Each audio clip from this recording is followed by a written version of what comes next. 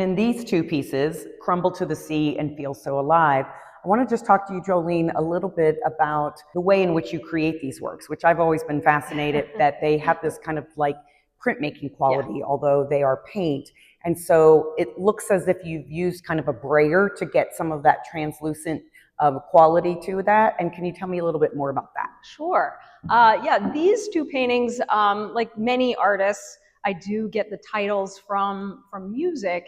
And so an early piece that I did many years ago was involving a landscape that had been changed by human hands specifically. So that sort of DNA is always part of my work as far as documenting landscapes that are changing, especially at the hands of people. And so that's where the titles come from, a particular song by Mumford and Son and Pharrell Williams called Good People. But the technique itself, as Michelle, obviously mentioned, is I'll use a brayer, which is a printmaking roller. And so I'll paint certain areas and then I'll just take the brayer and roll over it. And so you'll get this sort of veiled color.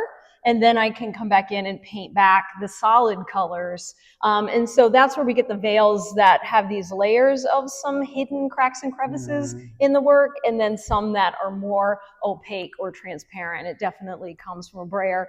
And also, I will occasionally take a piece of paper, much like a monotype or a monoprint, where I will push the paper down and pick it back up and move it. And then that's where you'll get this repeated sort of motif is from that monotype technique. So I definitely marry painting and printmaking techniques. So Jolene, I think that approach really creates depth in your work. Yeah. So you have sort of what I love that you just said is that veiled sort of quality against those more flattened, opaque surfaces. Right. And then from a distance, you're really creating the depth in the work. Yes. Yeah, absolutely.